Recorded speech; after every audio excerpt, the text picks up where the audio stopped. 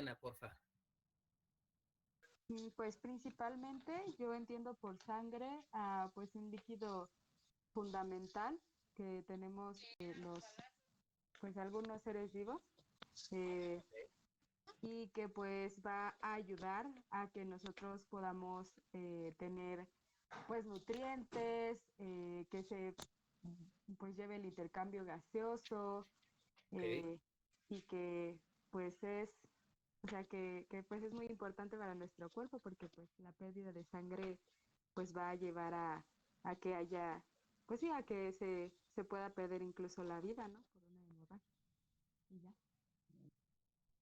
Ok, perfecto. Muy bien, Mariana. Sí, dentro de ese concepto, tenemos que ver entonces que la sangre tiene ciertas características que van a generar que entonces sean muy importantes para el organismo y que la sangre tiene propiedades, ¿sí?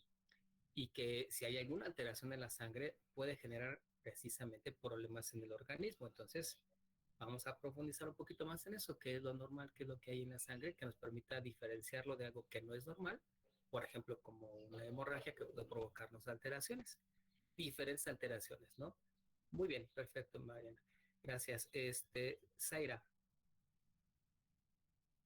Bueno, yo tengo entendido que es un tejido que está compuesto por células especializadas, como glóbulos rojos, blancos, plaquetas, etcétera. Y pues igual que tiene bastantes funciones como, bueno, justo el transporte de oxígeno y nutrientes principalmente. Y pues más que nada yo lo tengo así como muy claro que es un tejido. Ok. Muy bien, Zaira, perfecto. Sí, es un tejido. Definitivamente es un tejido especializado que tiene ciertas características que otros tejidos no tienen.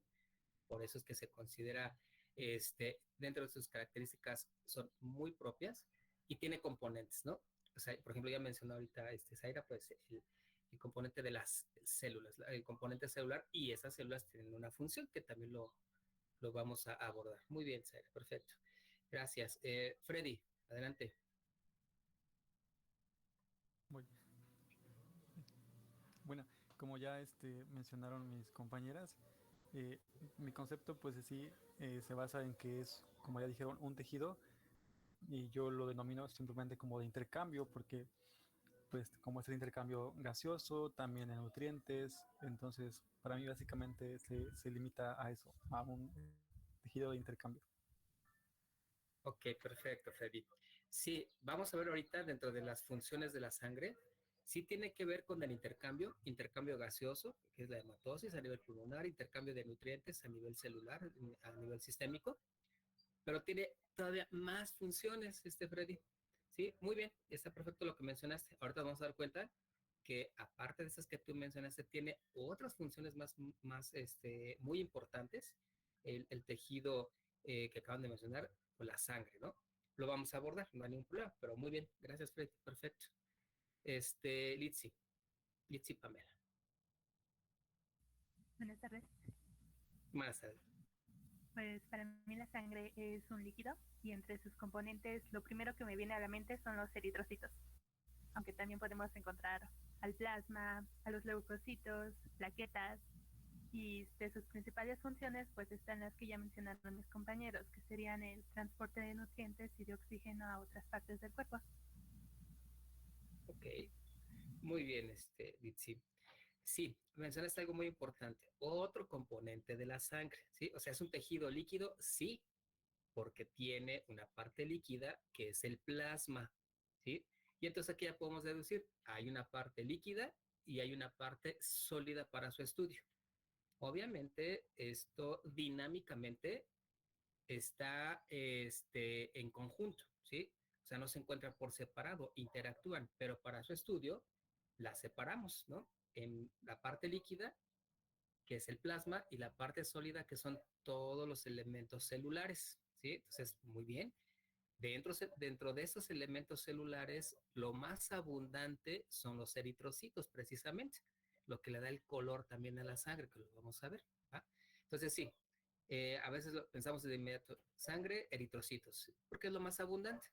¿Sí? Y hay otras células como los leucocitos, o sea, los glóbulos blancos, y están las plaquetas. también inmersos. Entonces, todo eso lo vamos a desarrollar. Muy bien, entonces ya vamos a ir, ahí vamos deduciendo, ¿no? Es un tejido, ¿sí? Que su característica es que es líquido, o sea, no hay ningún otro tejido con esas características en el organismo, porque tiene una fase líquida y una fase sólida. La líquida tiene que ver con plasma y lo que contiene el plasma, porque lo vamos a ver, y lo sólido tiene que ver con los elementos formes, con la parte celular. ¿De acuerdo? Muy bien, perfecto. Gracias, Guillermo, adelante.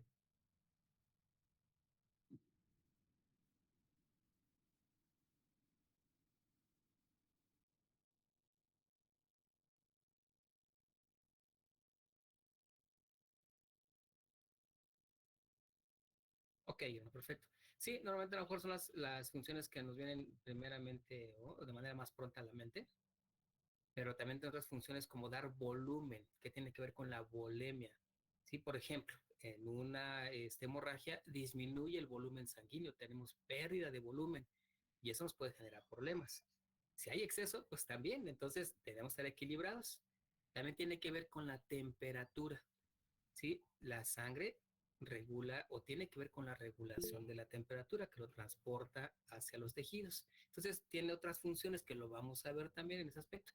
Tiene funciones del equilibrio ácido-base y equilibrio hidroelectrolítico por sus componentes. Entonces, todo eso lo vamos a ir trabajando, no hay problema. Muy bien por lo que me están comentando. Mariana nos dice, Mariana Martínez, por eso se dice que es una mezcla heterogénea.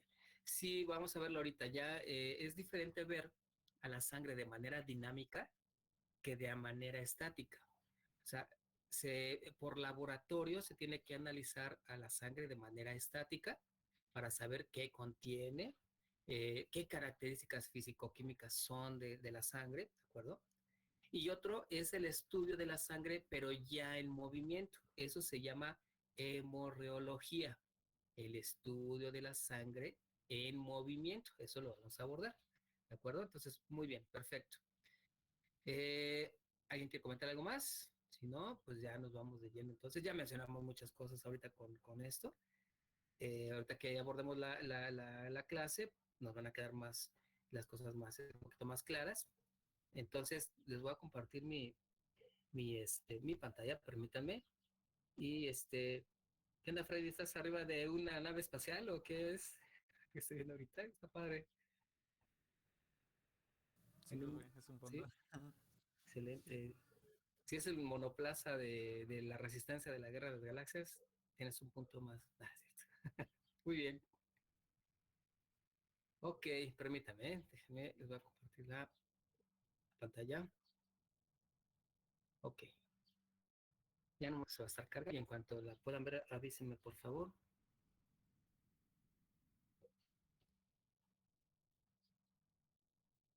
Ya se ve, profe. Perfecto, entonces vamos a empezar.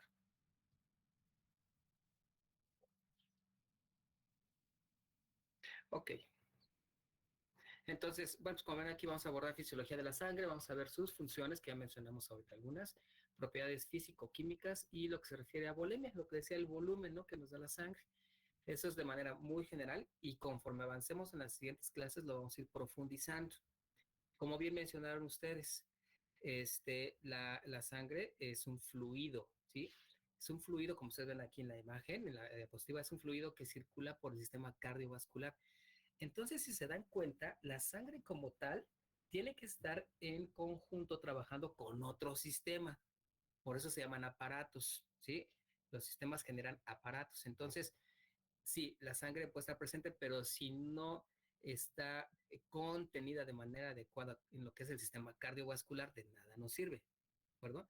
Entonces, la sangre necesita estar dentro de un contenedor, o sea, vasos sanguíneos y corazón para el bombeo. Entonces, ya eso lo vamos a ver un poquito más adelante. Ahorita vamos a abordar solamente sangre, pero no pierdan de vista esto. O sea, la sangre solita por sí sola no funcionaría si no fuera por el sistema cardiovascular. Entonces la sangre circula dentro de este sistema cardiovascular en forma de fluido, como lo acabamos de mencionar, y se considera como un tejido líquido, o sea, es una propiedad que en otros tejidos tienen. Es un tejido conectivo laxo y pone en contacto todos los aparatos y sistemas del organismo, ¿de acuerdo? A través del sistema cardiovascular. Lo requiere, si no, no funcionaría para nada nuestra sangre aunque la tengamos, ¿no? Sería como un contenedor nuestro cuerpo ahí nada más, como un tinaco con sangre. No, necesita el sistema cardiovascular para eso. Y sí, a través de, en conjunto del aparato cardiovascular y la sangre, entonces va a conectar varios tejidos, todos los aparatos y todos los sistemas del organismo para poder llevar a cabo su función y tener.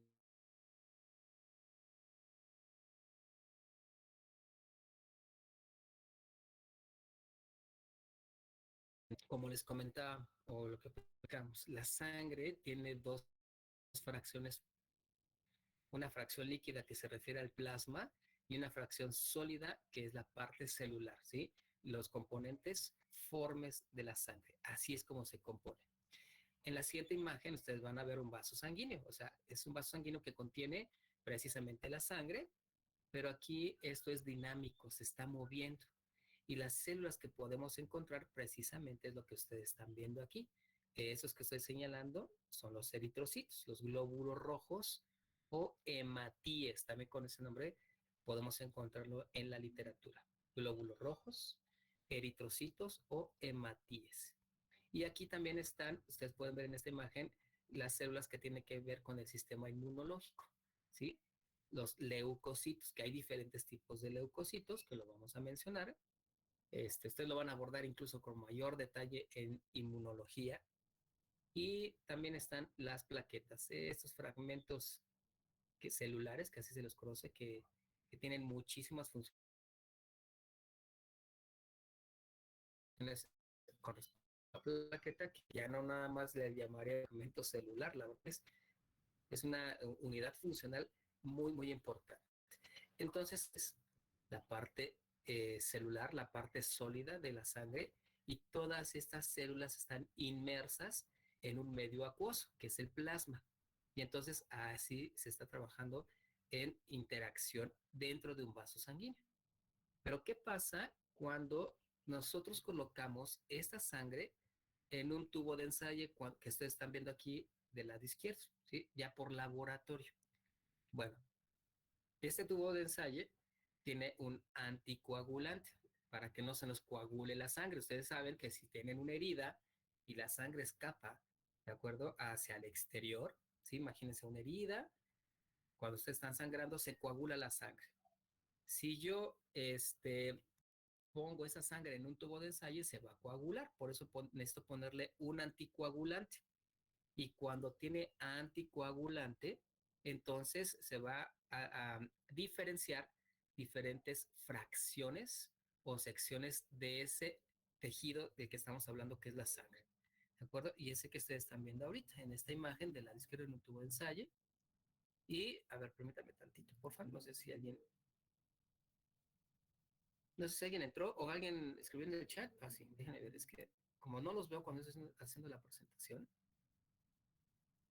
Ok, por medio de la centrifugación. Sí, Edson, puede ser por dos métodos, centrifugando la sangre o dejándola en reposo. Si yo la dejo en reposo, se sedimenta la sangre y se diferencian estas tres fases que ustedes están viendo en el tubo. Si lo centrifugo, también es un procedimiento más rápido todavía a que si yo lo dejo en reposo nada más, ¿no? De cualquiera de las dos, voy a encontrar esta situación con respecto a la sangre. Y entonces voy a diferenciar una fracción líquida, que es el plasma. Vean ustedes aquí, eso que estoy señalando es el plasma, que más o menos tiene que ver con el 55% del componente total de la sangre, ¿sí? O sea, más de la mitad de la sangre es líquida. Después vemos aquí en amarillito una sección muy pequeñita que tiene que ver con los glóbulos blancos y las plaquetas aquí, ¿de acuerdo? Y más abajo, lo que está sedimentado hasta el fondo, precisamente son los glóbulos rojos. Lo más abundante que hay en cuanto al componente celular, pues son los glóbulos rojos, ¿de acuerdo? Normalmente, el porcentaje de la sangre que generan todas las células es del 45%, ¿sí? O sea, todas las células forman 45% y la parte líquida, que es el plasma, 55%. Esto ya nos da el 100%. Entonces, es un poco más abundante el plasma que las células. Y de las células, lo más abundante son los glóbulos rojos, todo esto que están viendo aquí. Ahora, a esto se le conoce también con el nombre de hematocrito. Para términos prácticos, cuando hablemos de hematocrito, nos vamos a referir al paquete globular eritrocitario, o sea, a los eritrocitos. Aunque en algunas literaturas mencionan el hematocrito e involucran a los glóbulos blancos y a las plaquetas. O sea, todo este paquete celular lo pueden encontrar o lo consideran algunos autores como hematocrito, pero cuando nosotros nos referimos a estudios de laboratorio y encontramos la palabra hematocrito o hablamos de hematocrito, nos referimos solo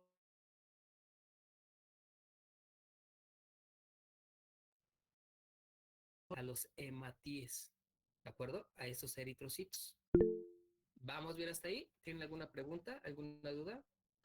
Es que se trabó esto último que dijo después de que en laboratorio mm, estaba lo de, bueno, que en laboratorio se lo encontramos como hematocrito. Después de eso ya no escuché qué dijo. Ok. ¿Ahorita sí me escuchan bien? Sí, De hecho, se ha estado trabando, profe, Sí, por Sí, momentos. se me traba un poquito. Ok. ¿Saben qué? Entonces vamos a hacer una cosa. No sé, yo creo, no me había pasado anteriormente, yo creo que a lo mejor es por las cámaras que están encendidas, probablemente sea, y a lo mejor a mí me está generando mucha carga de ancho de banda. Entonces, vamos a una cosa, apaguen sus cámaras y cuando tengamos una intervención, si alguien va a hacer una pregunta o algo, la prende y ya nos ponemos en contacto visual, ¿les parece? Y ya probamos, si es eso, pues ya nos va a tener que seguir así, ¿de acuerdo? Por favor, y ahorita ya hacemos esto y vemos cómo se desarrolla la clase con respecto a la señal de internet, por favor. Muchas gracias. sí, doctor. Gracias. Ok, entonces comentamos, déjame que sea la presentación. Ahí estamos. Ok, entonces, este tubo de ensayo, de acuerdo como les comentaba, tiene anticoagulante para que no se me coagule la sangre. Y cuando diferenciamos todo el paquete celular, dentro de este paquete celular se subdivide. Uno que es en menor cantidad, donde están los glóbulos blancos y las plaquetas, que es este que están viendo aquí que estoy señalando. Y el resto son glóbulos rojos, esto de aquí. Cuando hablamos de hematocrito, que es la palabra que ustedes están viendo aquí, nos referimos exclusivamente a los glóbulos rojos, a todo al paquete globular eritrocitario, todo esto. Pero en algunas literaturas, en algunos libros o textos, el hematocrito también es considerado o se consideran a los glóbulos blancos y a las plaquetas, ¿sí? O sea, todo el paquete celular también es considerado como hematocrito. Eso usted lo puede encontrar en algunos libros. Sin embargo, cuando nos refiramos a estudios de laboratorio, ¿sí? O cuando refiramos también en la clase y yo menciono hematocrito, me voy a referir solamente a los glóbulos rojos de manera práctica, porque cuando veamos algunos estudios o resultados de laboratorio y nosotros veamos el rubro de hematocrito, entonces en nuestra mente se va a venir solamente los glóbulos rojos para el diagnóstico de algún problema. Entonces, de manera práctica, hematocrito son glóbulos rojos, ¿sí? Este paquete eritrocitario que se forma o se sedimenta hasta abajo, ¿sí? Y en algunos libros, a veces, cuando lean hematocrito, es posible que se refieran a todo el paquete celular, incluyendo los glóbulos blancos y las plaquetas, ¿de acuerdo? De manera práctica, cuando mencionamos hematocrito ahorita en las clases o en un laboratorio, solamente son glóbulos rojos. Sí, no sé si me pueden seguir con eso, ¿sí quede claro ahí? Sí, profe. Sí, sí, doctor. doctor. Profe, yo Sí, tengo sí, una dime, duda. dime. El hematocrito, bueno, pues es un estudio de laboratorio, pero es el porcentaje de glóbulos rojos varía, ¿no? Dependiendo del sexo. Bueno, yo encontré una bibliografía que para mujeres era un promedio de 42% de hematocrito y para los hombres un promedio de 47%. Así es. Entonces, Sí, la diferenciación se da, bueno, no sé si estoy bien, no sé, corríjame, se da por el ciclo menstrual que tienen las mujeres, ¿no? sí, puede ser un factor. Así es. Y el que los hombres tengan más alto en hematocrito se puede deber a que la testosterona estimula la producción de glóbulos rojos. Sí, también podría ser otro Ah, ok. factor. Sí, nada más. Era eso. Ok, perfecto. No, por nada, muchas gracias por el comentario. Sí, eso que estamos viendo ahorita, el 45% que tiene que ver con el paquete celular, ¿no? Y el 55% restante de la fracción líquida, que es el plasma, es de manera general. Esto es de manera fisiológica general. Normalmente se consideran a personas o, sí, personas que pesan 70 kilos y miden unos 70. Este es un promedio, porque esto va a variar, ¿de acuerdo?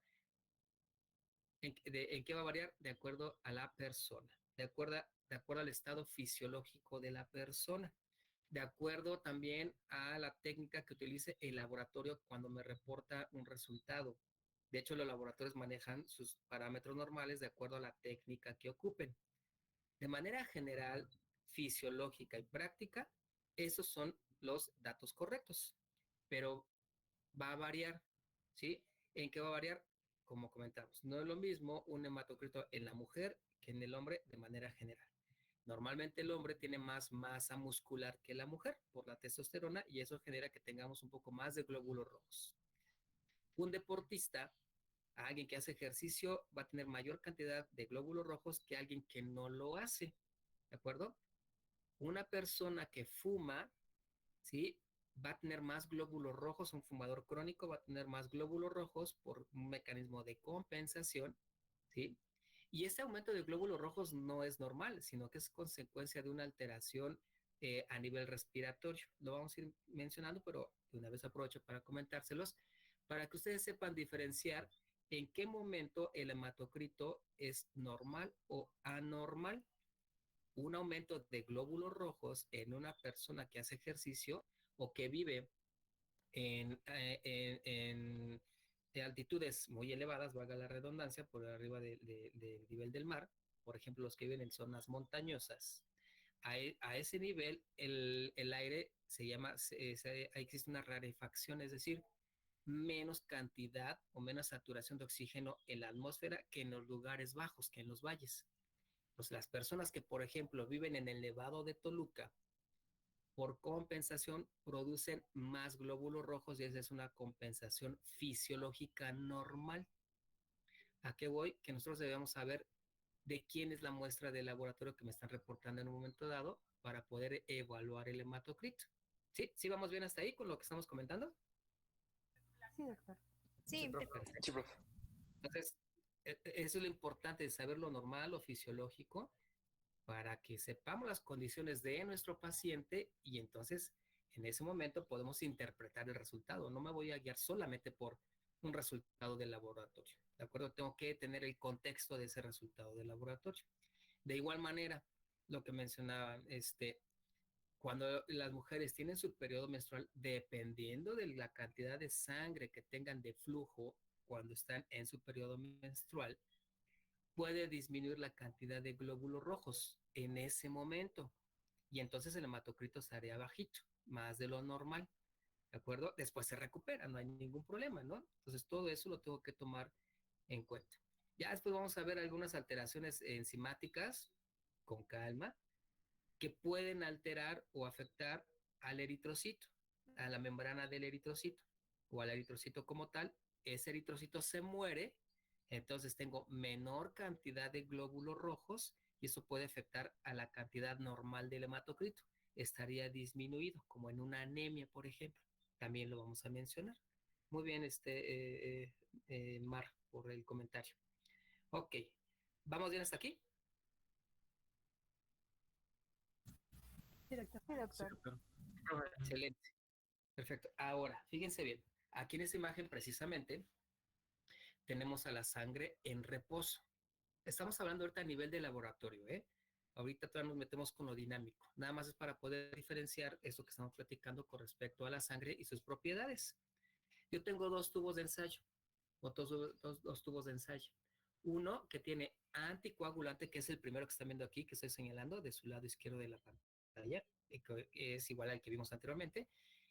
Y otro sin anticoagulante, ese que está aquí del lado derecho. ¿De acuerdo? Entonces va a haber diferencias. Si yo pongo sangre en un tubo de ensayo con anticoagulantes para que no se coagule y entonces podamos diferenciar el plasma, las plaquetas, los leucocitos y los eritrocitos como vimos en la imagen anterior. Pero si este tubo de ensayo está solito, sin anticoagulante, entonces mi sangre se va a coagular, ¿sí?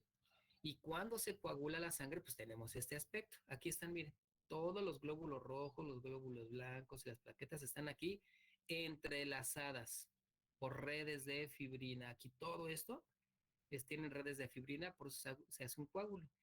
Y esas redes de fibrina son proteínas, por lo cual el plasma, aquí que están viendo en este tubo de ensayo que tiene proteínas, las utiliza para formar el coágulo y entonces a este plasma lo conocemos con el nombre de suero, que para su entendimiento sería un plasma sin proteínas que se ocupan para la coagulación, porque las proteínas ya no están aquí en el plasma, ya están aquí en el coágulo. Y entonces lo conocemos con el nombre de suero. El suero es un plasma sin proteínas, tiene una composición ya diferente. Y entonces cuando ustedes escuchen el nombre de suero, saben que esta sustancia o esta parte líquida ya no tiene proteínas. Es sin proteínas porque se ocuparon para formar el coágulo, para formar una red y que queden atrapados todos ahí, los eritrocitos, los leucocitos y las plaquetas y se forma el coágulo. ¿De acuerdo? ¿Sí me puedo seguir en esto, lo que acabo de comentar? Sí, profe. Sí, doctor. Exacto. Entonces ya saben la diferencia entre plasma y suero. Cuando escuchen o lean la palabra suero, ok, es un plasma sin proteínas porque se ocuparon para la coagulación. ¿De acuerdo? Y ya así ya no nos confundimos. Perfecto. Bien. Ahora, vamos regresando. Ok, ahí estamos, la que sigue. Dentro de las funciones, como acaban de comentar, hay funciones que tienen que ver con las células y funciones que tienen que ver con el plasma, pero obviamente tanto las funciones celulares como las plasmáticas son funciones de la sangre, ¿sí? Aunque aquí se separaron, pero ya sabemos que el plasma es parte de la parte líquida de la sangre y las células la parte celular e interactúan entre sí, ¿de acuerdo? Entonces, tanto las funciones celulares como las plasmáticas son las funciones de la sangre. Dentro de las celulares, como han mencionado, tenemos el transporte de gases a través de los eritrocitos, que lo vamos a abordar. Tenemos a la inmunidad celular, que ustedes lo van a abordar con detalle en inmunología, a través de los leucocitos. Tiene que ver con la hemostasia, que también lo vamos a platicar, y aquí están involucradas las plaquetas. Tiene que ver con células madre, que eso tiene que ver con la hematopoiesis, también lo vamos a mencionar, y también la reparación de lesiones, ¿sí? Esas son funciones celulares. Y las plasmáticas, ya lo mencionamos, transporte de nutrientes.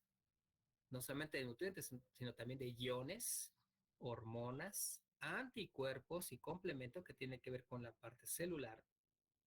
Sustancias de desecho, ¿sí? Que también a través del plasma se tienen que eliminar algunas sustancias que se han neutralizado o que son propias del metabolismo de nuestro organismo y que deben ser eliminadas. Y tiene que ver, como les comentaba, con el equilibrio ácido-base, equilibrio hídrico y también hemostasia. Entonces, todas estas funciones que ustedes ven por separado, para su estudio nada más, para poderlo diferenciar, están trabajando en conjunto y todas son funciones de la sangre. Aparte, también ya les comenté lo de la temperatura. También la sangre es una de sus funciones mantener la temperatura adecuada. ¿De acuerdo? Ok, ¿tiene alguna duda, alguna pregunta? No, Todo bien. No, doctor, todo bien. Excelente. Bien, vamos a continuar. Ahora, vamos a hablar un poco de las propiedades físico-químicas, que ya las conocemos. ¿Alguien ha probado su sangre? sí. Sí, ¿A qué sabe? Como de- Prefiero el hierro. sí, más o menos como hierro. Exacto, pues huele a hierro o a fierro, ¿no? Pues porque obviamente nosotros tenemos hierro en la sangre y lo vamos a ver, que eso conforma a la hemoglobina. Entonces, ¿cómo se llama? Una de sus propiedades es el sabor. También tiene un olor. ¿Se han olido la sangre? Sí. Ok. No. No, no han olido la sangre. Pues huélanla pues, para que también sepan qué onda. Pero también tiene un Sí, olor característico la sangre, ¿no? La oxidación. Huele como a varilla, ¿no? Exacto. como algo oxidado. Como algo oxidado, huele a metal, porque obviamente como tenemos hierro o fierro, como lo vamos a ver, en contacto con el oxígeno se oxida y nos da ese olor característico como oxidado también, ¿ok? Muy bien. ¿Alguien levantó la mano, perdón? ¿O ya la dejaron de subir? Sí, pero la bajaron. Ok, bueno, no hay problema, está bien. Grupo hemo, sí, bueno, vamos a hablar del grupo hemo que contiene hierro precisamente para que ahí se fije el oxígeno. Bien, entonces, bueno, esas son algunas propiedades. Tiene un color, la sangre tiene un color. ¿De qué color es? Rojo. Rojo. Rojo. Roja. Ok, rojo. Pero hay diferentes tonos de rojo, ¿no? Si está muy oxigenada, es un rojo brillante. Si tiene mayor cantidad de oxígeno. Si tiene menor cantidad de oxígeno, es un rojo más oscuro. Y ahí podemos diferenciar una sangre de tipo arterial, ¿sí? Que es brillante e intensa porque contiene más cantidad o saturación de oxígeno que la sangre venosa. La sangre venosa también tiene oxígeno, pero en menor cantidad y mayor cantidad de dióxido de carbono, por eso el color de la sangre es más oscuro. ¿De acuerdo? También es una propiedad físico-química. Ok, entonces vamos a continuar con eso. Y una de las propiedades, ahí como les comentaba, pues el color ya lo platicamos, ¿no? Del color rojo claro al brillante, depende del grado de oxigenación, y tiene olor, que ya lo platicamos, y también tiene un sabor. Bien, en cuanto a lo hemorreológico que les comentaba, que es el estudio de la sangre de manera dinámica, o sea, dentro de los vasos sanguíneos, así como está fluyendo, ahí vamos a ver que tiene otras propiedades la sangre. Y tiene una propiedad que tiene que ver con la densidad y que tiene que ver con la viscosidad, ¿de acuerdo? Entonces, la densidad tiene una relación directa con el paquete celular, ¿sí? O con el paquete globular.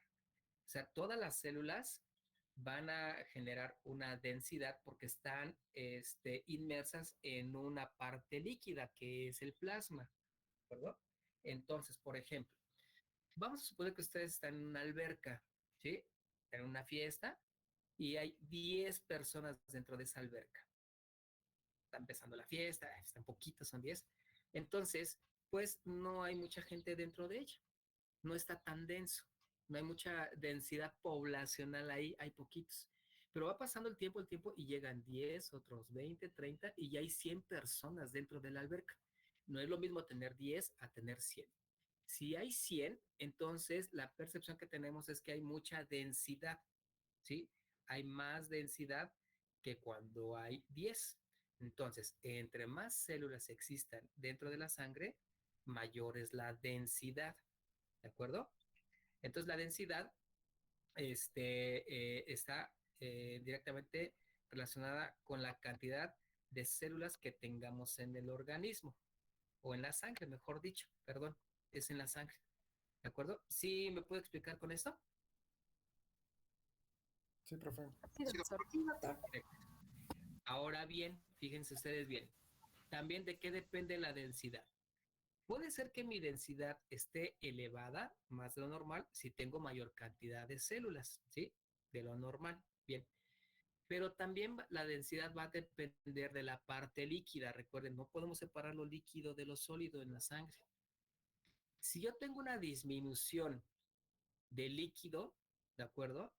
Ahí en mi sangre, también aumenta la densidad, pero aquí es por disminución de la cantidad de líquido, no por las células. Las células pueden estar en cantidad normal, pero si hay pérdida de líquido, entonces mi sangre se hace más densa, más pesada. Entonces la densidad tiene que ver con lo celular. Sí, si aumentan mis células más de lo normal, aumenta mi densidad, aunque mi plasma o mi parte líquida esté normal. Y por el otro lado, yo puedo tener un número normal de células, pero si tengo pérdida de líquido, menos plasma en la sangre, entonces también la sangre se hace más densa, más pesada. ¿De acuerdo? ¿Sí me pudieron captar ahí la idea, el mensaje con esto? Sí, profe. Sí, doctor. Sí, Excelente. profe. Sí, doctor. ¿Qué pasa si una sangre es muy densa, que esté muy pesada? De hecho, los hombres tenemos la sangre más pesada, por eso caemos más mal que las mujeres, ¿no? Entonces, ¿qué pasa si mi sangre es muy pesada? ¿Qué podría pasar? A lo mejor se requiere una mayor fuerza para bombearla, ¿no? Incrementa la tensión arterial.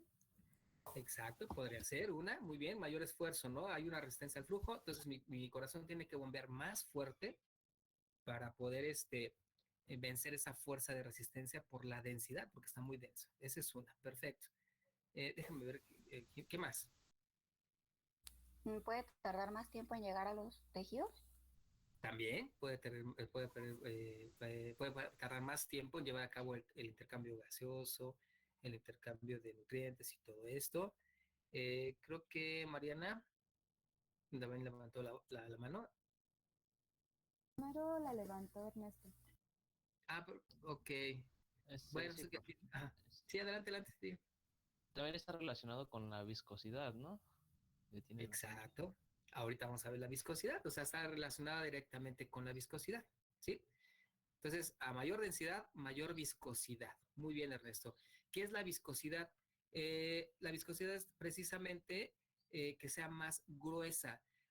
¿Ustedes han puesto en sus dedos agua? Sí, han sentido el agua en sus dedos, ¿no? Sí. Sí. Sí. Ok. Han sentido, han podido tener aceite en las manos? Sí. ¿Han sentido las... Ajá, ok. ¿Cuál se siente más densa? El aceite. El El aceite. aceite. El aceite.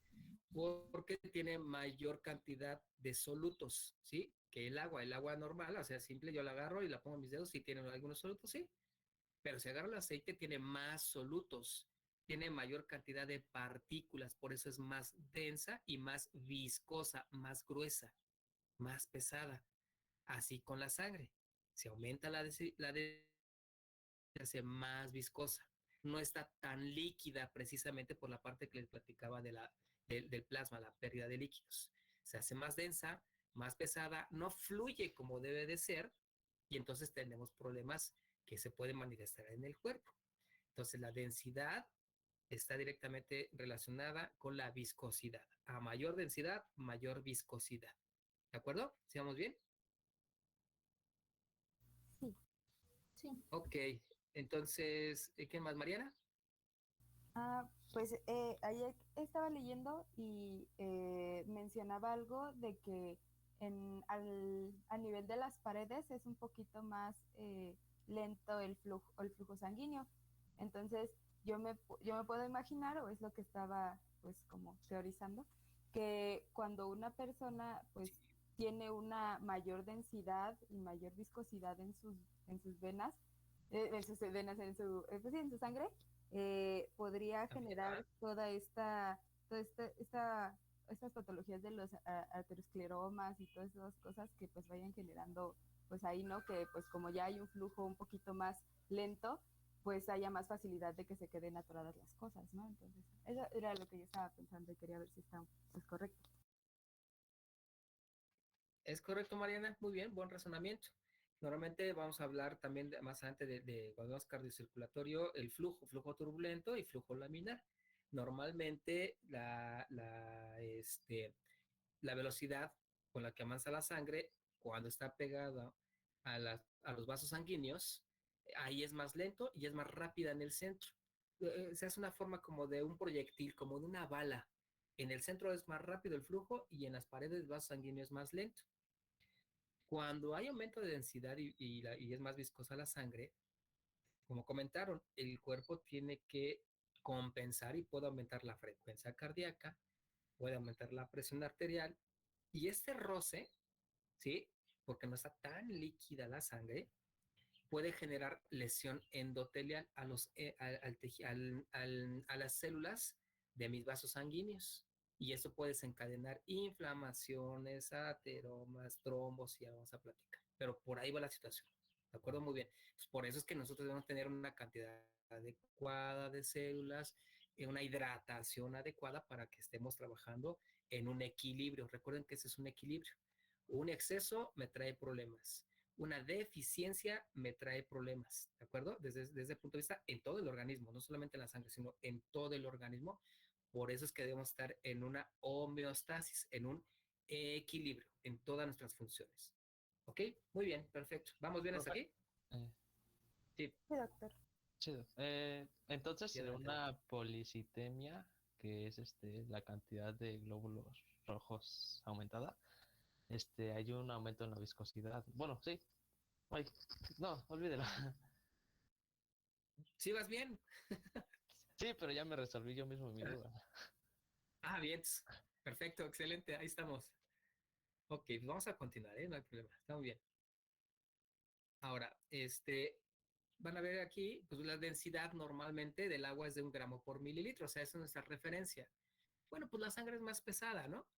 Es más pesada que el agua y entonces la densidad de la sangre en la mujer más o menos es de 1.050 a 1.058 gramos por mililitro.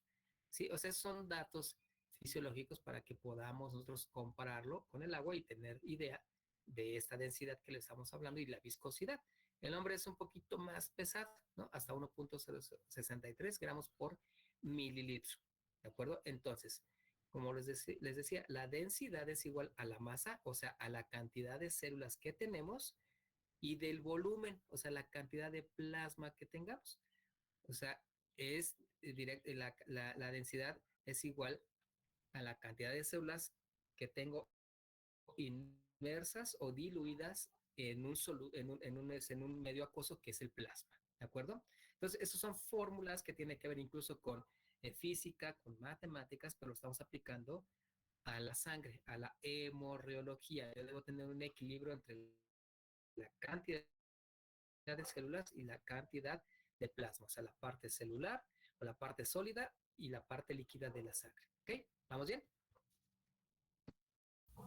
Sí, doctor. Sí, Doctor. doctor. Perfecto. Ya ahí está lo de la viscosidad, ya lo mencionamos. ¿Sí? Si una sangre es más pesada, es más viscosa, y entre más viscosa, entonces hay más resistencia al flujo, se hace más pesado y entonces se genera mucha fricción entre las moléculas o entre las células, entre los componentes que acabamos de hablar. Está hacinado, hay mucha gente en esa alberca. Tú te quieres mover a la orilla y no puedes porque tienes a 10 personas adelante de ti, tienes que empujarlas y las avientas, ¿no? Se irritan, se enojan, se pelean. Lo mismo pasa aquí, ¿de acuerdo? Entonces, eso se refiere a la viscosidad, a mayor cantidad de células y también hablando del plasma, porque vamos a ver el plasma que contiene otros solutos como proteínas, entonces eso también genera mayor viscosidad. No solamente las células, sino también las proteínas que contiene el plasma, ¿de acuerdo? Y entonces, la sangre es más viscosa, ¿sí? Que el agua, 3 a 4 veces más. Y entonces, como ya lo comentamos, entre más densidad, mayor viscosidad y mayor resistencia al flujo. O sea, tengo que el movimiento no es tan adecuado y entonces hay que compensarlo con lo que ya mencionamos. Por consiguiente, si lo relacionamos con el hematocrito, lo que acabamos ahorita de que mencionó su compañero, a mayor hematocrito, mayor viscosidad. ¿Sí? ¿De acuerdo? Y entonces la viscosidad es inversamente proporcional al flujo sanguíneo, lo que mencionamos. Entre más pesada sea mi sangre, menos se mueve. Entonces tengo que ocupar mecanismos de compensación, ¿de acuerdo? Y lo que comentábamos, la densidad y la viscosidad aumenta también por deshidratación, ¿de acuerdo? O sea, puede haber aumento de células, sí, pero puede ser que mis células están bien, pero si estoy deshidratado, tengo menos líquido donde estén inmersos estas células o estas proteínas, pues también entonces sucede lo mismo, aumenta la densidad y la viscosidad. ¿Ok? ¿Alguien levantó la mano o por ahí escuché un sonidito? Hicieron un comentario. Alguien levantó la mano, pero sí Ok, la bajaron. ok, perfecto. Muy bien. Profe, solamente, Entonces, ay, sí, perdón. ¿Podría regresarle adelante, tantito adelante. a los valores de la densidad, porfa? Sí, claro. Gracias. Nada. Entonces, ahí van. Espérenme tantito. Ahí están los valores de la densidad. Es un poquito, es 0.05, 0.07 más denso que la sangre que el agua, ¿no? O sea, un poco más de solutos tenemos en la sangre que en el agua. Gracias, profe. ¿Ah? Ok, entonces ya vimos viscosidad, perfecto. Y entonces ya con esto, pues podríamos encontrarnos, o sea, hablando otra vez de esta parte de laboratorio, de hematocrito, diferentes situaciones en diferentes muestras, ¿sí? Obviamente estas muestras son de un paciente, yo tengo que saber de mi paciente, pues varias situaciones con respecto a la salud para poder llegar a un diagnóstico. No solamente yo puedo sospechar por resultado de hematocrito, pero no lo es todo. Yo tengo que saber todo ese contexto. Y entonces en el primer tubo de ensayo, que sostienen anticoagulante, porque si no se me coagula, ya saben, y si se coagula la sangre, entonces el plasma ya no es plasma, ya se transforma en suero. Y aquí pues todos tienen anticoagulante. Entonces vemos que aquí está la cantidad de plasma, el paquete globular, que son plaquetas, leucocitos y luego los eritrocitos, ¿no? En mayor cantidad. Esto es normal, perfecto. Pero aquí se está poniendo una muestra de una disminución, perdón, un aumento de eritrocitos, ¿sí? Que ese es un mecanismo de compensación del cuerpo cuando hay disminución de la oxigenación a los tejidos. Se genera una señalización ya que el cuerpo, por ende, genera mayor cantidad de eritrocitos para compensar la disminución de oxigenación en los tejidos, ¿sí? Por diferentes causas. Y entonces, por mecanismo de compensación, produce más eritrocitos para tratar de evitar esa hipoxemia o esa cantidad de oxigenación de la sangre y en los tejidos. Y entonces vean, el hematocrito que se genera aquí es mucho mayor que el que está acá, ¿de acuerdo? La cantidad de sangre, vean, sigue siendo la misma. Aquí disminuye en referencia a la parte celular el plasma porque lo que se aumentó es la cantidad de eritrocitos, ¿sí? No es que haya una deshidratación, sino que hay mayor cantidad de eritrocitos y entonces esa sangre está más viscosa, más densa, ¿de acuerdo? En la siguiente imagen es lo contrario. Vean la cantidad de glóbulos rojos que hay. Es muy poquito en relación a lo que es normal, ¿sí? Cuando eso sucede, aparentemente tenemos mayor cantidad de plasma, pero sigue siendo el mismo. Lo que sucede aquí es que hay menos cantidad de glóbulos rojos y entonces el hematocrito está disminuido. Si está disminuido, entonces esta sangre está muy diluida. ¿Sí? La densidad es mucho menor que en el tubo que está aquí. Aquí es mucha densidad, aquí es menor densidad. Entonces, este líquido o esta sangre está muy diluida, más de lo normal. El paquete de leucocitos y plaquetas pues sigue siendo el mismo, no hay ningún problema. Aquí la situación es los glóbulos rojos, ¿de acuerdo? Y aquí también, en este tubo de ensayo que podemos ver, el problema también está en la cantidad mayor de leucocitos. Por ejemplo, en situaciones que tiene que ver con una producción mayor de glóbulos blancos, pues bueno, el paquete globular blanco aumenta, ¿sí? Y entonces está aumentando los glóbulos blancos. ¿sí? Por ejemplo, en leucemias. Y la densidad de esta sangre aumenta, aunque la cantidad de plasma sea el mismo, como ustedes pueden ver, pero se ha aumentado el paquete celular a expensas de glóbulos blancos. Esta sangre también es muy densa, ¿sí? Aumenta su viscosidad y, bueno, puede traer las alteraciones que hemos platicado. ¿Vamos bien hasta aquí? ¿Con esto que acabamos de platicar? Sí, doctor. Sí, doctor. Ok, perfecto. Ahí están los valores normales de hematocrito y van a variar, ya lo platicamos. En general, en el hombre, el valor de hematocrito es de 47 más menos 4%, o sea, puede ser 4% para arriba o 4% para abajo. Y en la mujer, del 42%, más menos 2, ¿sí? Entonces, eso es lo que normalmente nosotros debemos estar checando, ¿sí? Los estudios de laboratorio o los diferentes laboratorios tienen sus valores normales de acuerdo a su técnica y también nos ponen ahí al ladito, ¿no? Valores normales de hematocrito para hombre, 45, por ejemplo, ¿no? O vamos a ponerle de 45 a 49. Perfecto. Valores normales para mujer, de 40 a 42. Ah, ok, entonces mientras esté en ese rango, no tengo problema. O sea, también tengo que tomar en cuenta los valores normales que me reporta el laboratorio para poderlo evaluar. Pero en la literatura, en artículos o fisiológicamente hablando, ese es el promedio que nosotros podemos estar presentando con respecto al hematocrito, porque también ya platicamos, o sea, depende mucho de las condiciones de cada persona, dónde vive, a qué se dedica, si es hombre, si es mujer, si hace ejercicio o no hace ejercicio, si fuma o no fuma, todo eso lo tengo que tomar en cuenta. No es lo mismo un niño que un adulto y todo eso. ¿De acuerdo? ¿Vamos bien hasta aquí? Sí, doctor. Sí, doctor. Muy bien. Ahora, vamos con otra propiedad físico-química de la sangre eso es de laboratorio también y se llama velocidad de sedimentación globular. Es lo que comentamos, cuando ponemos la sangre en un tubo de ensayo o de ensaye, pues la sangre va a sedimentar, o sea, todos los solutos van a empezar a bajarse, a bajar hasta el fondo de ese recipiente. Eso se llama velocidad de sedimentación globular. Esa es una prueba que tiene que ser así. Yo tengo que dejar ese tubo de ensayo en reposo 1 hora, ¿de acuerdo? No lo puedo centrifugar. Si lo centrifugo ya es para otra situación, como por ejemplo para hematocrito. Eso lo vemos en las prácticas.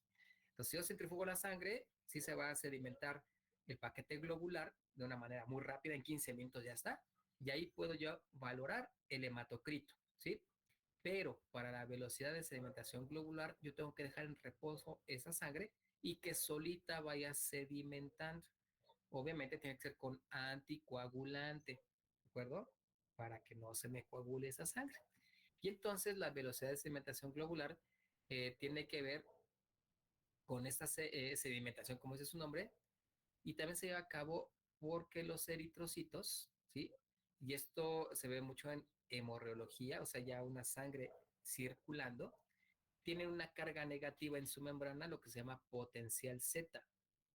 Y ustedes saben que una carga negativa con otra carga negativa, o sea que son las mismas cargas, se van a repeler, ¿sí? Va a haber una repulsión. Esto genera que mis glóbulos rojos, cuando entran en contacto una membrana con otra membrana, se repelen, no se juntan, no se atraen. Imagínense si se atrajeran, ¿no? O si fuera este fenómeno de atracción entre los eritrocitos, híjole, estaremos bien coagulados, ¿no? Entonces, bueno, mejor dicho, muy trombosado, o sea, se forma un trombo, se forma ahí un paquete de glóbulos rojos, ¿de acuerdo? Entonces, tienen una carga negativa en su membrana, lo que se llama potencial Z, y eso permite que entonces fluyan también, se rechacen entre ellos y vayan fluyendo cuando estamos hablando dinámicamente dentro de la sangre.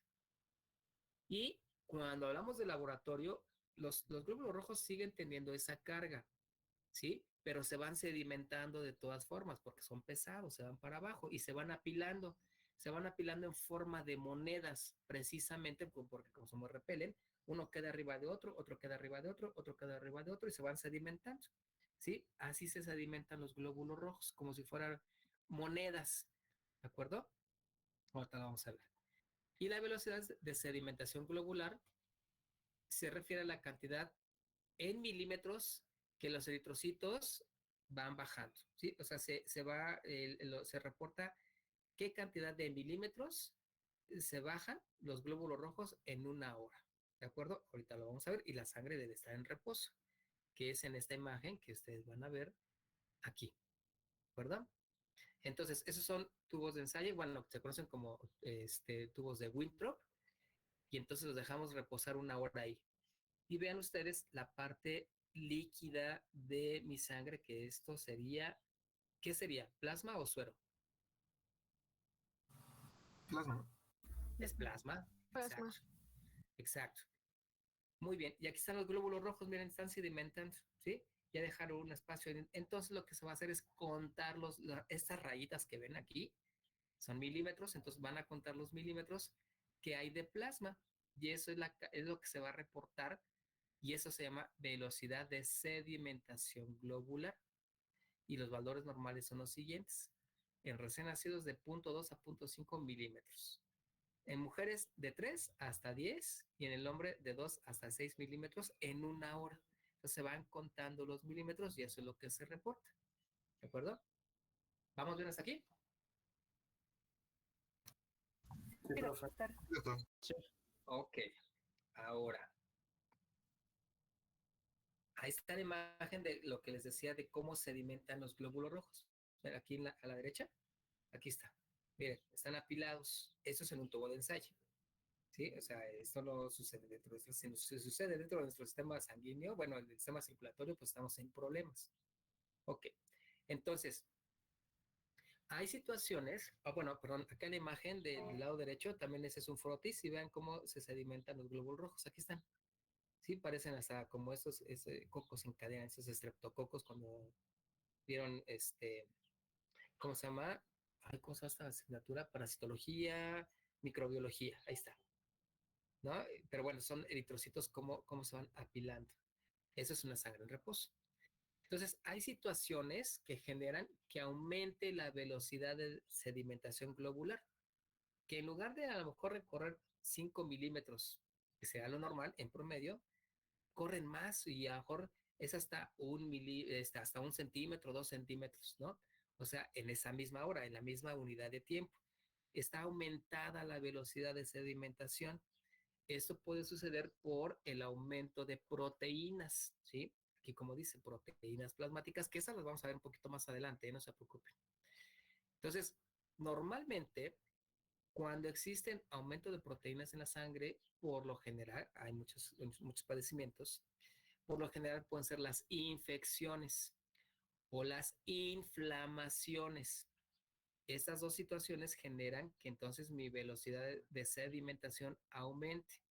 Y cuando a mí me reportan un aumento de la sedimentación globular, es algo está pasando en ese organismo que está pasando por un proceso inflamatorio o un proceso infeccioso.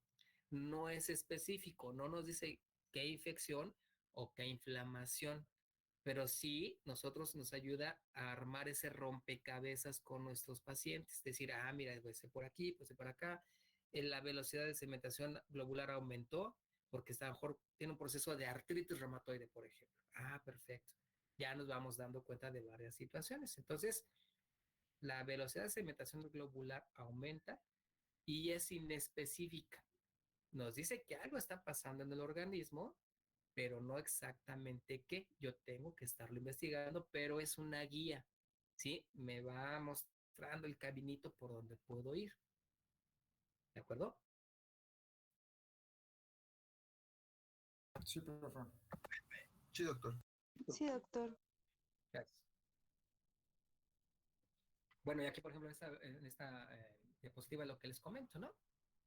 O sea, es específica, pero me da una idea de lo que está pasando. Y, por ejemplo, en infecciones o procesos de artritis, todo esto, hay problema en esa situación. Ahora, también hay situaciones normales como el embarazo, que es normalmente en el embarazo hay mayor cantidad de proteínas porque hay mayor cantidad de nutrientes para el producto, ¿no? Necesito alimentarlo. Incluso también genera más solutos, o sea, más electrolitos para que mi producto o el producto esté alimentado. Entonces, la velocidad de sedimentación globular se puede ver aumentada en el embarazo y eso es una situación normal.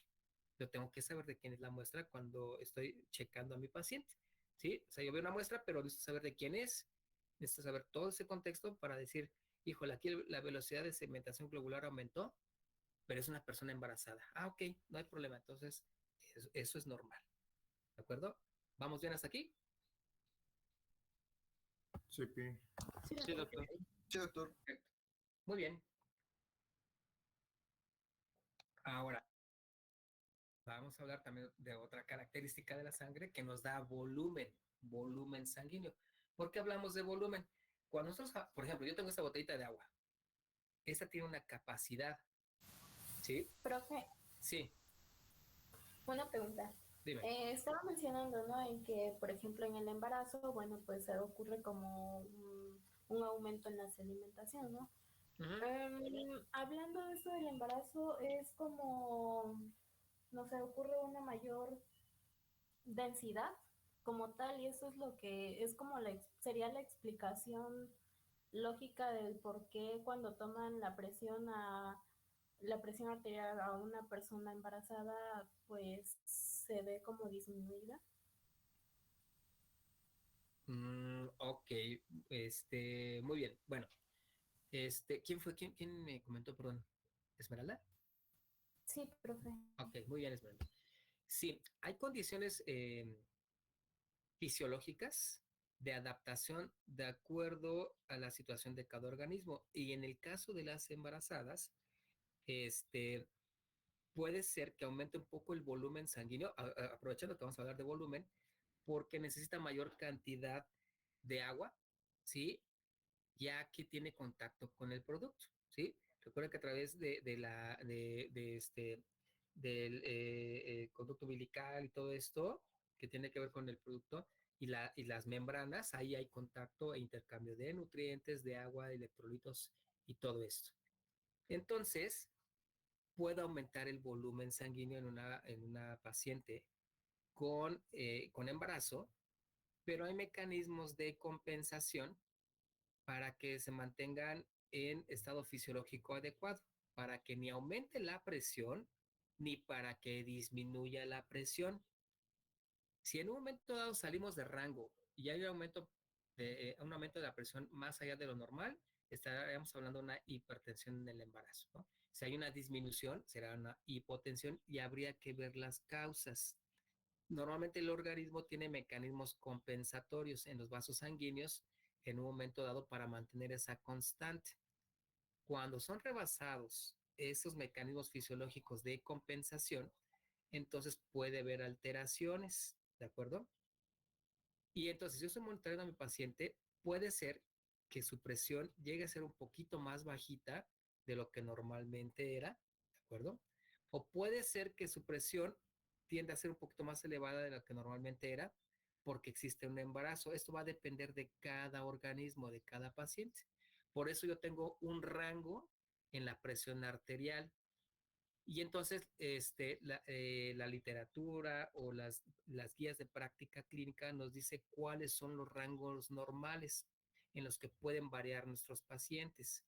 Si está muy por debajo, será una hipotensión, yo tendría que ver la causa. Si está por arriba, puede ser hipertensión y tendría que ver la causa. Entonces yo tengo que estar monitoreando. En el caso de las embarazadas, sí puede suceder que exista variación porque puede producir más glóbulos rojos por el producto, tiene que haber mayor cantidad de electrolitos, de nutrientes para el producto, también así de agua, ¿de acuerdo? Y entonces eso puede afectar en un rango la densidad, la viscosidad de la sangre de mi paciente, pero dentro de un rango normal. No sé si me estoy dando a explicar con esto que ahorita estamos comentando. Sí, yo creo que sí. Es que, o sea, me había surgido la duda porque pues decía, ¿no? Que entre más pesado fuera la sangre pues había como un menor flujo de sangre. Entonces, por eso preguntaba yo de si esto tenía relación con respecto a que, por ejemplo, cuando hay una embarazada, por lo regular dicen que su presión es de 90-60. Entonces, pues se puede decir que es como presión anormal de una persona que no está embarazada. Sí, claro, exacto. Sí, si lo comparamos con alguien que no, pues entonces sí habrá problema, ¿no? Entonces, va a depender de cada persona. Va a depender de las características propias y fisiológicas de cada organismo.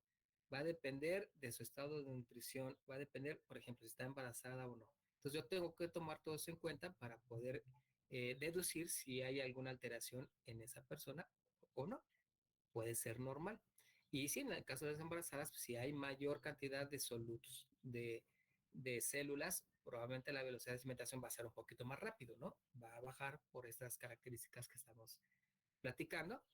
Y también por eso está indicado que ya cuando veamos un poquito más de equilibrio hidroelectrolítico, la ingesta de agua. Si mi cuerpo está produciendo más glóbulos rojos, tiene más electrolitos porque aparte se está vitaminando y está comiendo más, también tengo que tomar más agua. De eso depende mucho.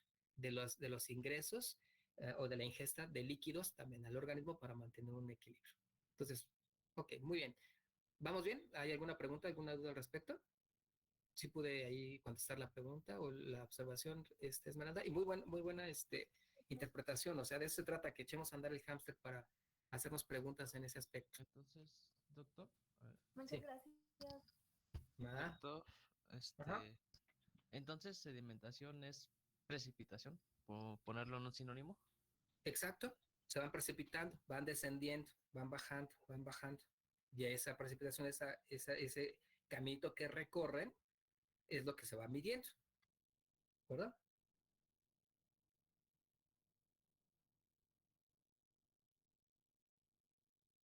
¿Sí, vamos bien? Sí, doctor. Ok, y entonces hablando del volumen sanguíneo, constituye del 7 al 8% del peso corporal de un adulto. O sea, de mi peso, del 7 al 8% es volumen sanguíneo, ¿sí? Es sangre, con todo lo que estamos comentando. Y entonces aquí hay unas fórmulas para calcularlo. Por ejemplo, recién nacidos lactantes, del 77, de 77 a 80 mililitros por kilogramo sería lo normal. En niños y adolescentes de 70 a 77 y en adultos de 65 a 70 mililitros por kilogramo, ¿no? Entonces, por ejemplo, si un adulto pesa 70 kilos, entonces multiplico 70 por 70 mililitros y me da 49, o sea, serían 4.9 litros, los que más o menos yo tendría de volumen, ¿sí? O sea, esos son cálculos que podemos hacer, pero recuerden que va a variar mucho, ¿sí? Eso sería para lo que normalmente podríamos tener nosotros. Si soy un niño y adolescente, pues más o menos lo que yo debería de tener de acuerdo a lo que peso en cuanto a volumen sanguíneo. Pero ya saben ustedes, depende de mis condiciones. Depende de si hago ejercicio o no hago ejercicio. Depende si, por ejemplo, si tengo alguna enfermedad como diarrea o vómitos, pues obviamente tengo menos cantidad de volumen en mi organismo a expensas del volumen sanguíneo y entonces yo podría estar por debajo de estos valores. ¿De acuerdo? Entonces esos valores para tener un referente y ya ahí yo ya veo a mi paciente, ¿no? Si hace ejercicio o no hace ejercicio, qué tipo de alimentación, si toma agua o no, si tiene algún padecimiento, diarrea, vómito, pues eso lo va a afectar, ¿de acuerdo? Entonces, eso es para saber en promedio lo que deberíamos tener en cuanto al volumen sanguíneo. ¿Vamos bien? Sí, doctor. Ok. Doctor. Ahora, ¿cómo está distribuido el volumen sanguíneo? Sí, o sea, recuerden que la sangre está dentro del sistema cardiovascular. Entonces, desde ese punto de vista, ¿cómo está el volumen sanguíneo distribuido? Entonces, vean, bien, voy a ir aquí. Las arterias solamente tienen el 13% del volumen sanguíneo. El pulmón, porque ahí pasa la sangre, el 10%. Los capilares, donde se lleva el intercambio gaseoso el intercambio de nutrientes, hormonal y todo eso, 7% nada más. El corazón, nada más 7%, porque es una bomba, está bombeando, o sea, no se puede quedar con la sangre ahí. Lo que le llega lo tiene que expulsar. Y entonces solamente el 7%. ¿Quién tiene la mayor cantidad de volumen sanguíneo? El sistema venoso, 64%. Por eso es que necesitamos tener un retorno venoso adecuado. Recuerden que las arterias transportan la sangre, conducen la sangre del corazón a todos los órganos o a todo el sistema. Y el regreso de esa sangre se lleva aquí en las venas, el retorno venoso de los tejidos al corazón.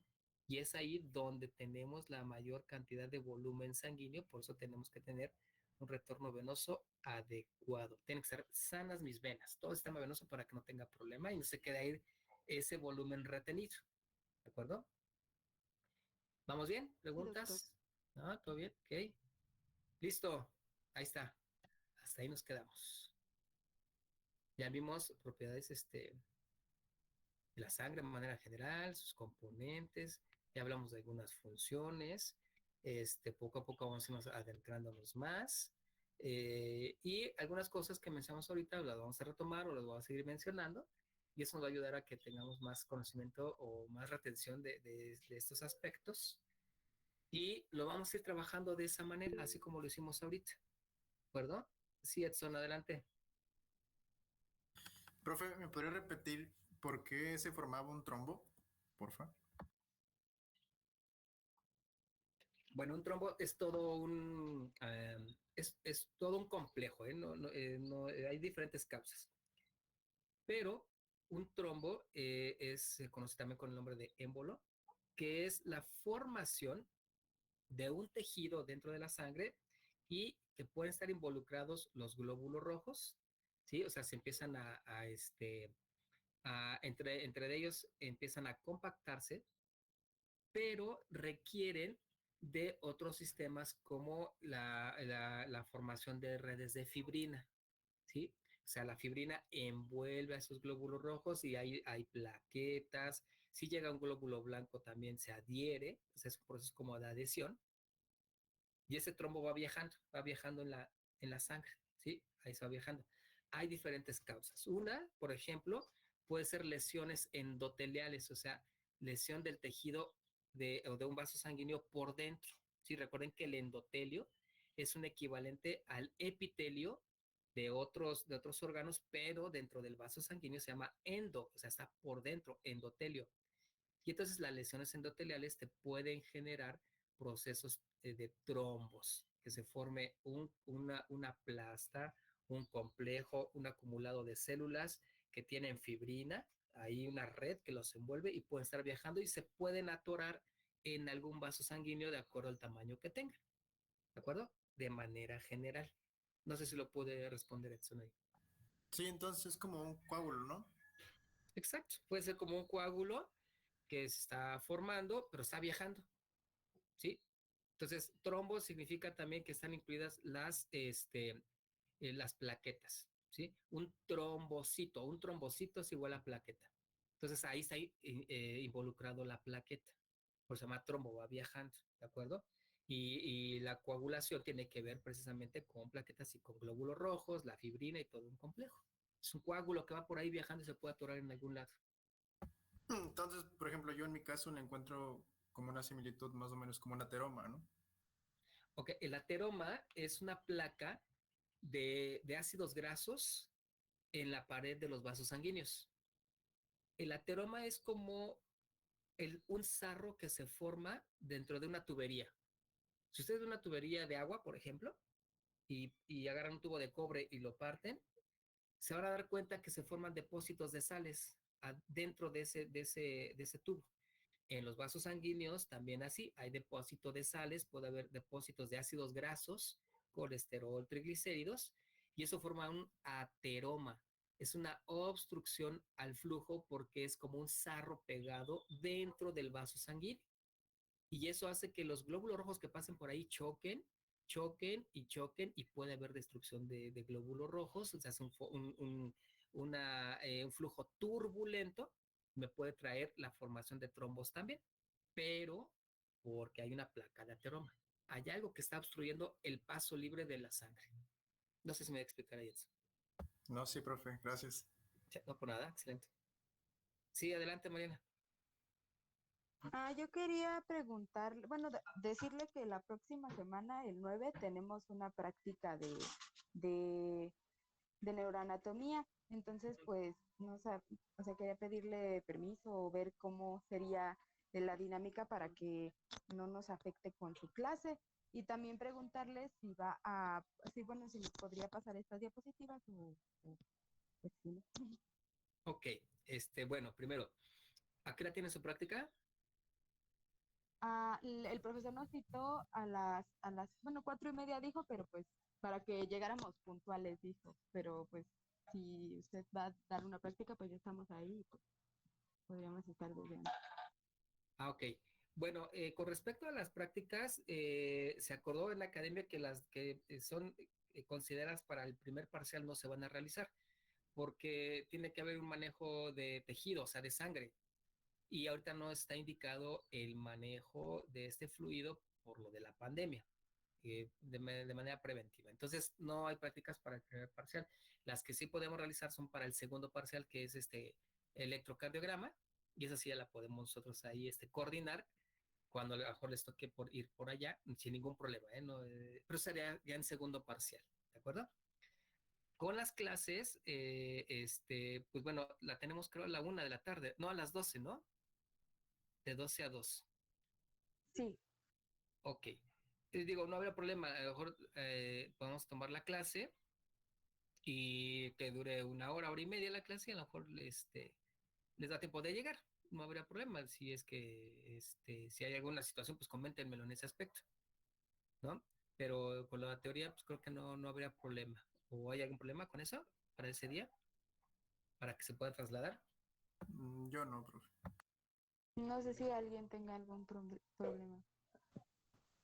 Bueno, yo hablo, no tengo problemas para llegar o así, pero bueno, en el caso del jueves sí vivo bastante lejos de la escuela, entonces, si es que se va a tomar teoría el día jueves, profe, este, ahí cómo le haríamos nosotros, o sea, me conecto en el transporte y voy escuchando la clase, o sea, yo no tengo problema, por mí lo hago, pero digo, porque sí vivo, le digo, a 2 horas de la escuela y no creo llegar, la verdad, o sea, no me van a llevar mis papás, voy a ir yo solito en el transporte y pues si no, pues me conecto con con mi teléfono y pues voy escuchando la clase sin problemas. Ok. Sí, la verdad es que yo te entiendo, sí, Kevin, sí es una situación ahí con el transporte, si puedes conectarte y no tienes problema, adelante, ¿no? Ahí así que, el interés que ustedes están mostrando y el compromiso también, se tiene que hacer, ¿no? Porque son situaciones que tenemos que sacar adelante y si te puedes conectar ahí en el transporte, pues adelante para que vayas escuchando y la clase y todo esto, ¿no? Para que no tengamos problema. ¿De acuerdo? Porque pues, sí, son los horarios que tenemos y se me dificulta hacer algún cambio para los jueves por las otras asignaturas que tengo. ¿Vale?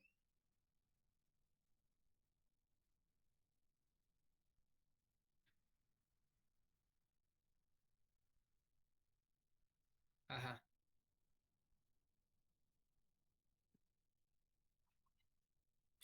Ok. Sí, tiene razón. Bueno, los miércoles tenemos de 12 a 2 y luego de 3 a 5 y las horas que son de 3 a 5 son destinadas para laboratorio. Obviamente, como no tenemos laboratorio, pues no las ocuparíamos en un momento dado. Esas las pueden ocupar ustedes. De hecho, yo las consideré yo reporto todo esto a la academia. Entonces están consideradas como autoaprendizaje. Sí, o sea, donde ustedes a lo mejor esas 2 horas las pueden ocupar, pues para ver un artículo, para leer, para su trabajo incluso, ¿no? O si los días que tienen que ir a las prácticas de neuro, pues les sirva también de ahí de colchón para que puedan llegar. Entonces, por lo general, pues mejor dicho, no las tomaríamos, no están consideradas para dar clase.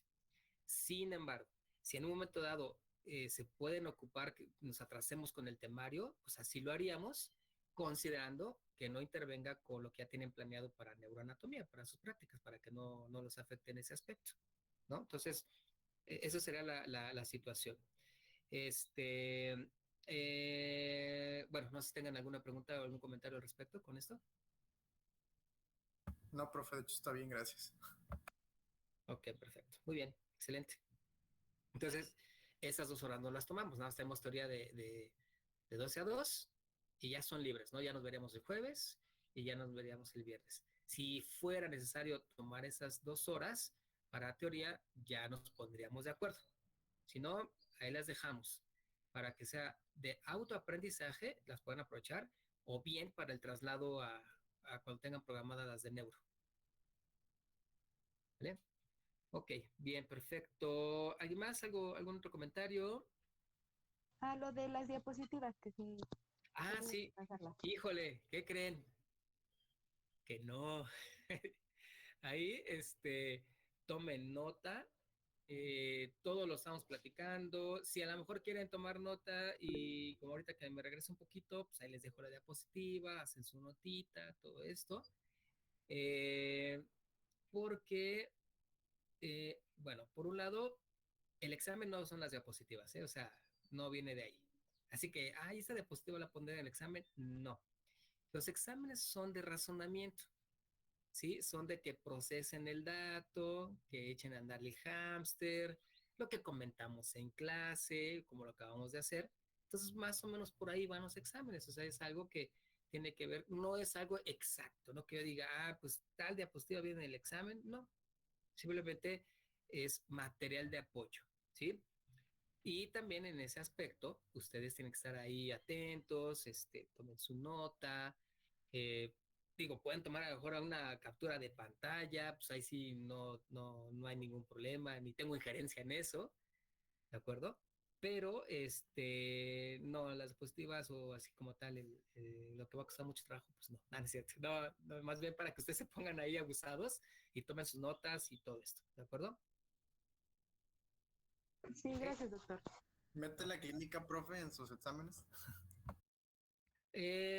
No como tal, o sea, porque sí es importante, o sea, lo tenemos que aterrizar a la clínica, pero que les ponga un caso clínico así complicado de 10º semestre, pues no, o sea, digo, soy manchado, pero no tanto, o sea, también entiendo, o sea, aquí lo que vamos a manejar, como están en formación, son conceptos que les ayuden para sus siguientes asignaturas, o sea, que lo tengan ustedes bien sustentado y que a lo mejor cuando en fisiopatología vean anemias, ya saben de dónde viene la situación, o sea, ¿qué me puede provocar una anemia? O sea, ¿dónde puede estar el problema basado en lo normal?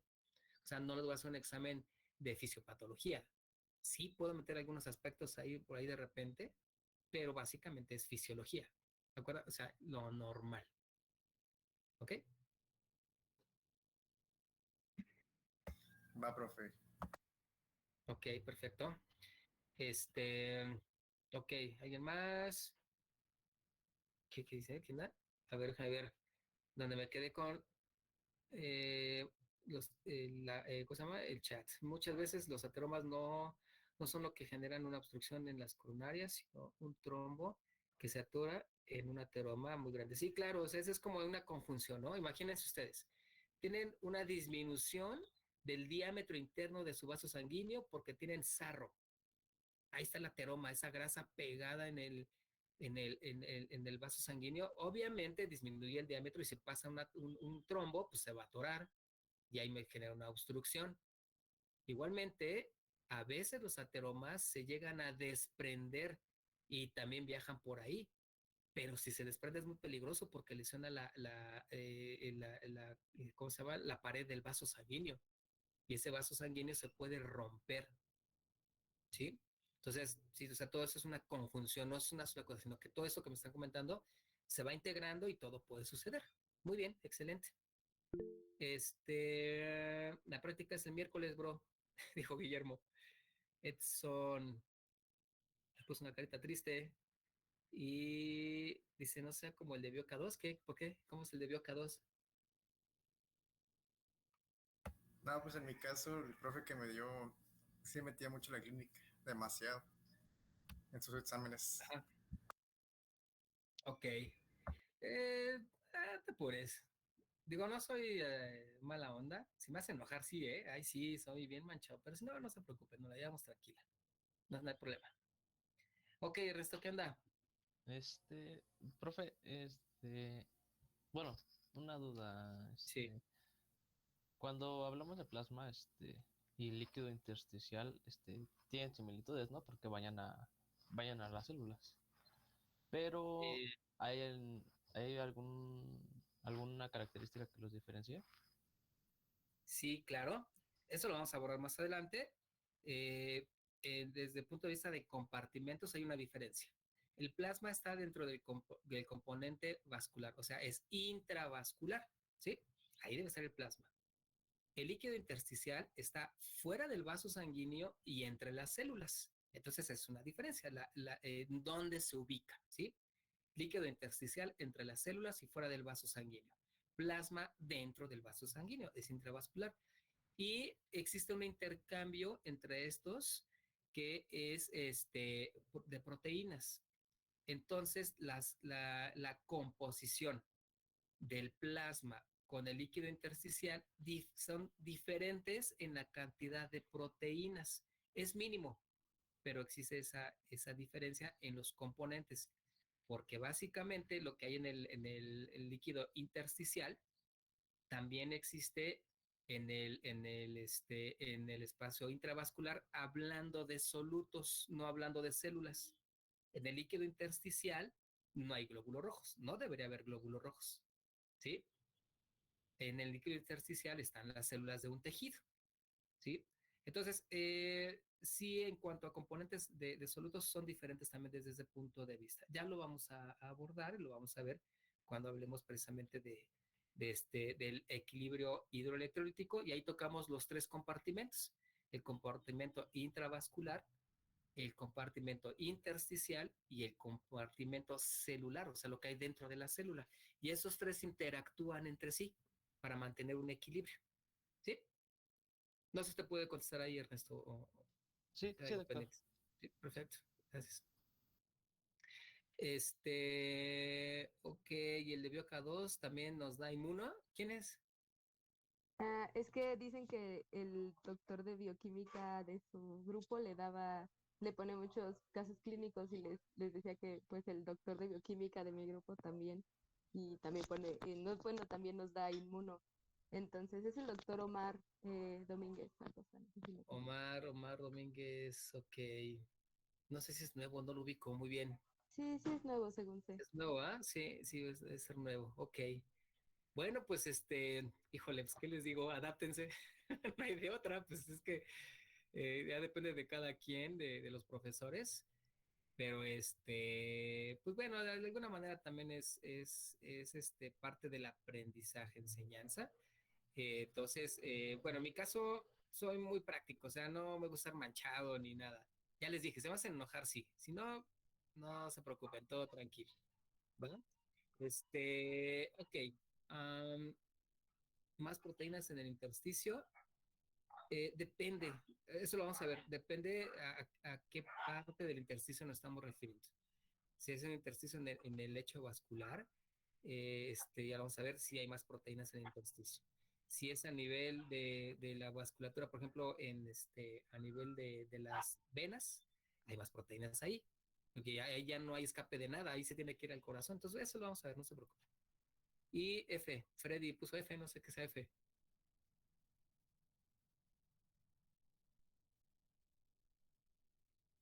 Bueno, que luego mi hijo así dice F, no sé qué, algo de fail o algo que falló, no Es sé. como estar, no sé, tristes o de luto.